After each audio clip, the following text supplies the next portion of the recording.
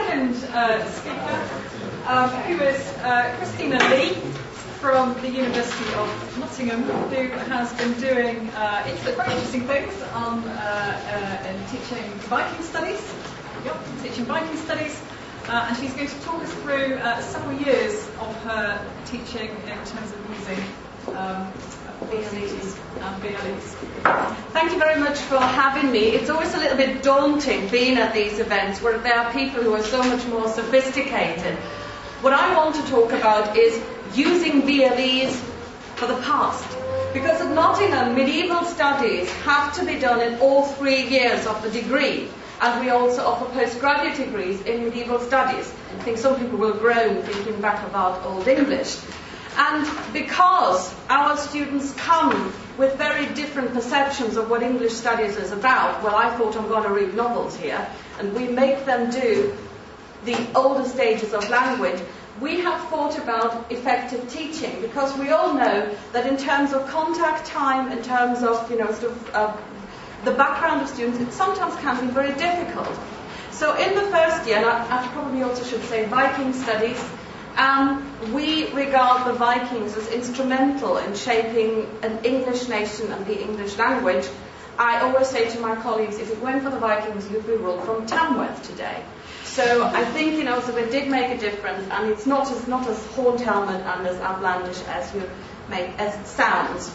So, in the first year, when the students come to us, they come from very different schools, very different backgrounds, probably not a lot of idea about grammar. Christianity, concepts of medieval Christianity, almost unknown. Concepts of how to look at texts, new game, new rules. What do? We teach 160 students, between 6 of us. Usually we have, some postgraduate teaching assistants, to have consistency and to have some kind of like an overarching idea of what the students do. We need to have some kind of background, and we developed, Medieval Studies 1 for this. The homepage has information about lectures. We team lecture. Each of us lectures on a particular point, of what we think is important for them to know. But we also teach them in small groups, and we give them background and feedback via the VLE. Can we just go and for example, grammatical terminology. Some students may not know what a noun is. It's not their fault. But you can actually spend a long time in your 10 weeks of introducing Old English, explaining things. So what I do is, I'm not shoving them off to the VLE, but I say, I'm explaining this, but if you want some more information, we do this. And what we have built in there is self-assessment. I'm not sure whether we can it's in the, I'm actually having to explain, I'm a bit of a fraud because I'm on sabbatical, so this is what I've done last year, so I need to find myself around. Like complex sentences, you stick in there. And, they can self-test themselves. We cannot see the results, but the students get more information, and we've built this up. We've even done some kind of like word, crosswords and everything else in Old English, so that they actually get linguistic capacities without the classroom environment, but always been, doing the feedback. And the nice thing is, they see themselves as part of a group. They use the discussion board to ask about, how do I reference something? Do I need to quote in Old English? Do I need to do this? And the nice thing for us is, there is a consistency. We will answer the question consistently for all 160 in one way. So this is the first year. In the second year, can we go to the second image, please? I'm sorry, I've got my glamorous assistant here. In the second year, I teach a module that is non-compulsory called the Viking Age, which is an introduction into the cultural and historical and textual background of the period 750 to 1100. And what I've done here is, and this is team teaching now in another extent, is I'm actually, can we go to the communications and to the discussions, is actually I've put the onus onto students. I lecture once a week to give a kind of like background information. It's not there. Sorry. But, sorry. It was the other day. It was on the topics. We've got the topics, but for each week, students get a topic which they need to research. And like my colleagues here before, it is very important to explain the technology. They get a topic, for example, other people's views. So what they have to do is they have to go and find information on the Vikings by non-Vikings, i.e. the Anglo-Saxon Chronicle or the Annals of Ulster, and they have to evaluate this. They first of all, they get a certain format.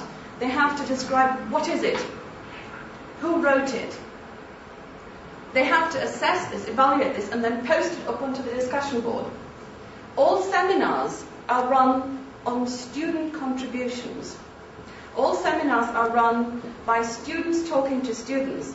And this was one of the most successful things that I have because peer pressure works.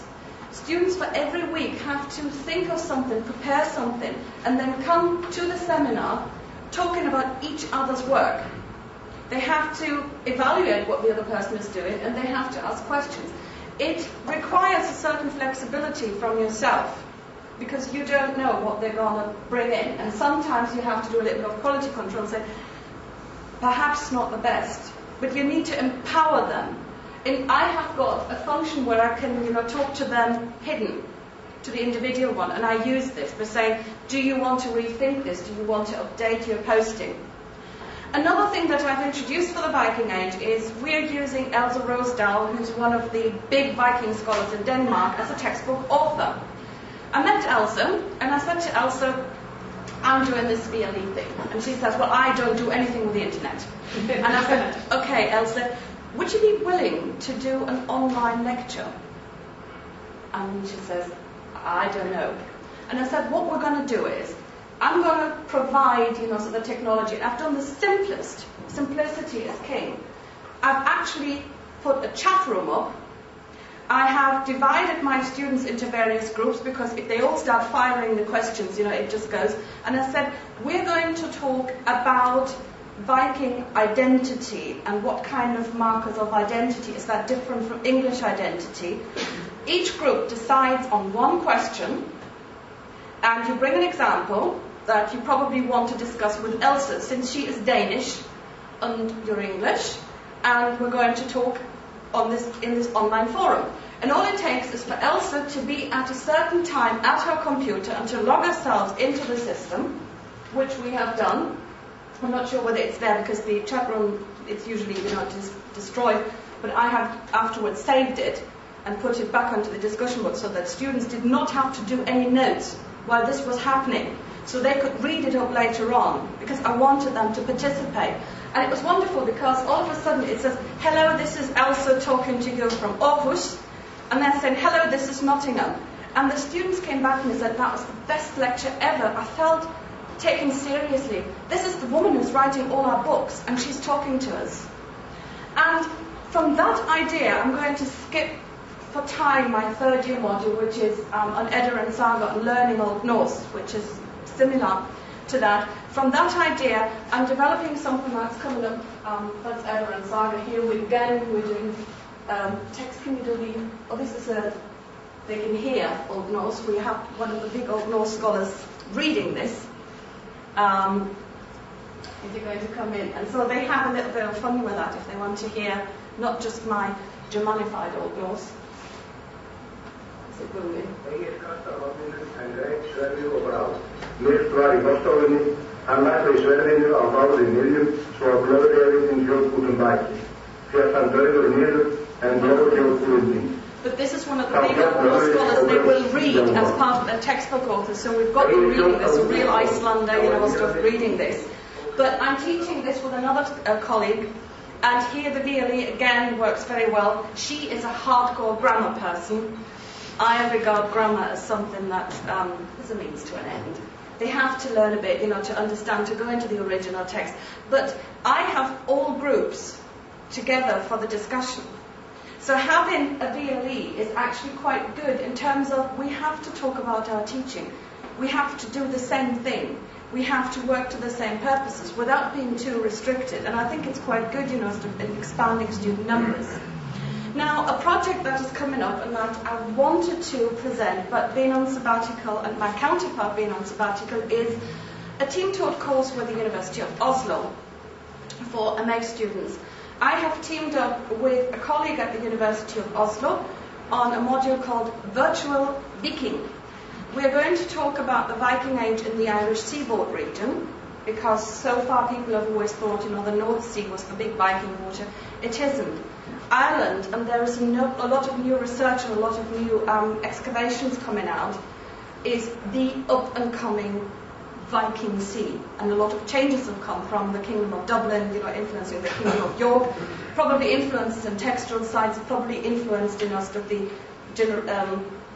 making of text in England.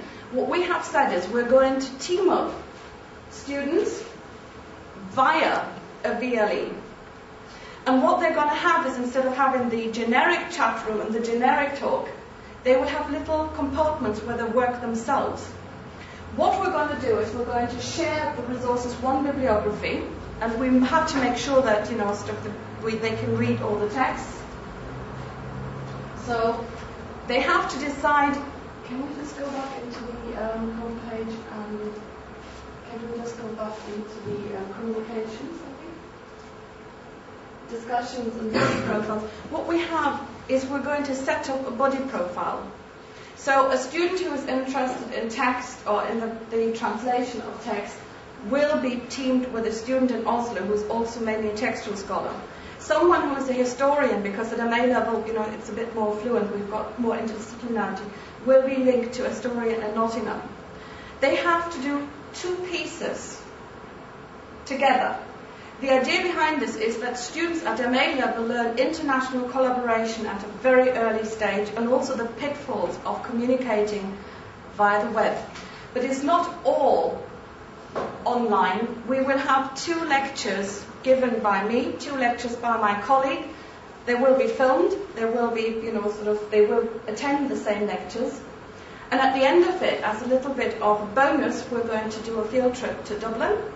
And the students will use the 2 pieces they have presented, they have worked on, to introduce other students to Viking Age Dublin. They will actually go around and they will teach the other students, then warm together. We think, and we're hoping, just ask me in a year or 2 how it's going to work. I'm really praying that it will work, and I'd be very, very grateful for ideas that you have, that you could bring towards this for honing this. It's a complicated thing, because talking to universities that you're actually team teaching with people they don't know, that are not employed by my university, talking to teaching and learning committees that, yes, there is quality control and we're going to do all this. It's quite a complicated thing, but it's been absolute fun, and I'm very, very excited about this. I'm very excited about the opportunity of people actually working in the same field from various countries. Thank you very much.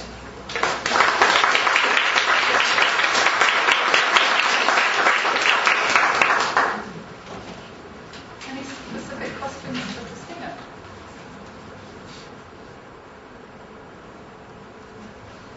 Is there any resentment on the part of the people in Oslo that they haven't communicated in English? Yes, they have to communicate in English. We actually made it quite clear. But what I've also done, we didn't put the body profiles up, is my students will be told, that they have to bear in mind that these students communicate in English.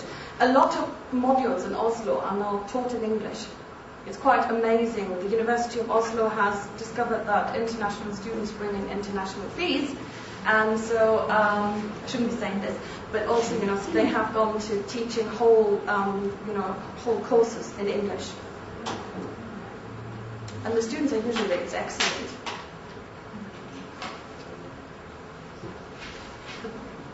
Can I just ask a bit more about your use of the chat room? I've not tried. You have a chat room tool, but I've not actually used it. I've only used the kind of asynchronous development of a thread that you saw my colleagues using. Does that work? Because my sort of anxiety about it would be that it just all gets, it doesn't really follow. You can't really create threads that follow through. It does. And what would actually, but you have to be there. I think, so the one thing is we're all in the same room while we're doing this. And you can actually physically go if you're seeing the skull going haywire. But also the other person was really good, saying, hang on, I would quite like to answer this strand first, and then I come to your question. She was absolutely excellent because, and I also said, it takes some time to type. She's answering actually, a number of things. Why don't you among yourselves discuss what it means to you? Has it affected any of your ideas? And they said, oh, that's a good thing. And then, some people brought in, stuff, this is really interesting because when we talked about this. So there was a lot of stuff, so that came in there. Is there, you're going to be doing video, what's the advantage of doing a chat room talk over a video conferencing? The chat room is easy. The chat room is about the I'm a technophobe. I really am. And if it's easy, it's good. And the chat room was just something that was just so easy to set up. It was in the program. It was already there. I only had to decide and designate one space for us. Now, using video technology, because you're dependent on, the IT equipment, it can go terribly wrong. I've done some kind of video conferencing where there was no sound. And the trouble is, it's not in Norway where they've got the technicians, stuff at the back of the phone. It's been over here when you say, where's the techie?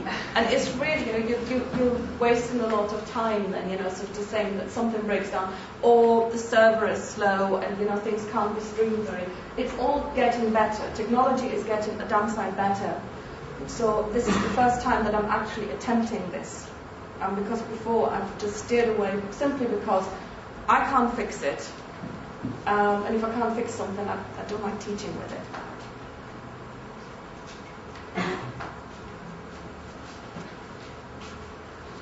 Are these discussions being assessed in terms of No. But there was a question before: how do you get them to talk? Simply by saying, I expect you to talk. I do the first 2 weeks in explaining. First of all, I do a session on how to use the internet, because they all have got ideas about the internet and how wonderful it is just to Google something and then just to use it. Quality control, how do we know what is a good website, what is a bad website, how can you tell one from the other? We talk about libraries. One of the things students don't understand is, the collection policy of libraries. What is an academic book? How are academic books assessed? I talk about peer reviewing, and I said, who peer reviews the internet? So we do, and I let them actually play with a number of internet sites. Some of them excellent, and some of them terrible. Some of them are outright dangerous because you may know that Viking Studies, Anglo-Saxon Studies brings out the nutters. But it does. So we're just actually, and they're assessing this, and I ask them to talk about it. Why did they think? They get a questionnaire. Is this a good one? Is this not a good one? And then we do a rundown, with the the technology, so they can play with it while I'm in the room, and I show them how to upload, stuff there, the seminar templates. I show them, stuff how to do things, and that's quite important. And I said, and by week 3, I expect, and it has to be the day before the seminar, so that people have time to read it. Noon the day before the seminar, I expect all of you to have a template there, and when they come. There's always one or two who think, stuff that. I'm not talking to them. And I said, okay, John, where's your template? Did you have technical problems?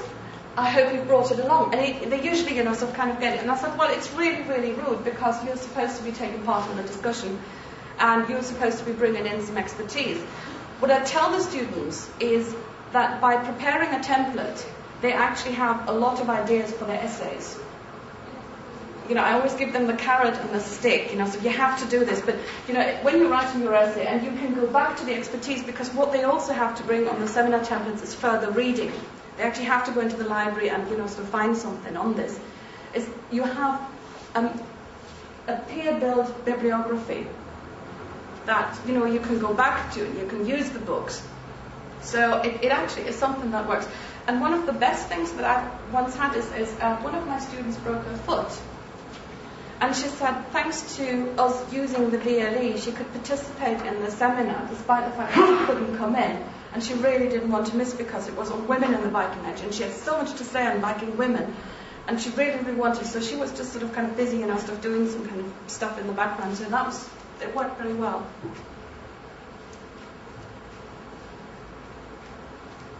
Are you actually structuring exercises and activities, or just telling them to do things orally? Are you actually writing things down? That's what they do. They bring in, I am structuring in giving them topics and giving them very much defined topics where they have to, go. They can't go much astray. It's one of the things that I learned the hard way. That if you give them just anything, you have got such a wide range. What I actually do before is I have a look at what has been uploaded. It's 40 students, it's quite a lot of time. But I actually put in things, and I put people into groups and just say, well, you have all been working on this. Could you discuss amongst you what you have found out and then present to the group, to the main discussion? So what I do is actually I find out, what kind of information. This is also why it has to be a day before, what they have actually brought to the discussion. And then, put them into various groups. Sometimes I just mix them up and just say, there's 3 people have worked on this, so they're all in 3 different groups because I want them to work together. But yes, I think one of the important things, if you ask me what I learned from using VLEs, is it takes the warm body, and you have to be immensely flexible, like with every other teaching. When we come in, we never know what our groups, what our students are like. We don't know. We can have, students who work really well together, and we can have the starers. It just, as teachers, we have learned, to react to this, and we've got our little things. The same applies for a VLE. The worst thing that you can do with a VLE is to set it up, and the most wonderful thing to set it up and never use it. That's like, I've heard this once before, I don't know whether it was here, it's like showing students into an empty room and just tell them, get on with it. It takes quite a lot of guidance. But I think the results, and I have monitored, I've been teaching the Viking Age for 4 years, and the first year was without a VLE. And I've monitored the kind of the deep learning, the essays, the kind of stuff, that came out, also, sort of with the external examiner. And their understanding and their retention was better. That convinced me that, despite the fact that it is quite a bit of work, it's worth it. Christina, just wondering, in terms of overall time, now are you planning using VLEs to saving the time, or is it still taking more time? It takes about the same time. I think it takes about the same time. What you do is, yes, you read their, sort of contributions and you assess them. But I think, like in all good teaching, you have a lot of time that you spend on preparation. I don't think that VLEs, I thought for starters, they may replace traditional teaching. I don't think they save time. But they are an addition. And the good thing is that if we teach in a traditional seminar, the student comes in, the student goes out, the student makes their own notes, and it's all, in this 45 minutes, where we're with them. On a VLE, you can give them something that is consistent, that they can come back to. I, for example, posted all my lecture handouts onto the VLE, and my lecture handouts are not, I'm giving you all the information. My lecture handouts are further questions. What could I do after this lecture? What have I been talking about? Also difficult terms. If you do an Old English, Old Norse, you just actually have to write it down, because otherwise students go, how do you spell that? And you actually give them a little bit more to take on. But also, what can I do now? After this lecture, further questions. And for starters, and I think, it's the VLE is exactly that. Some kind of overall framework where the student gets more guidance. And it sounds terribly presumptuous, but I think students need that more. I think, students coming to university haven't learned how to self-learn. They haven't got a lot of confidence in their own abilities of evaluation. And they can look as if they're not interested. They can look as if they need a lot of guidance. Yes, they do, but you can build them up into, have a look at this, information is out there, go on, tell me what you think. And they do use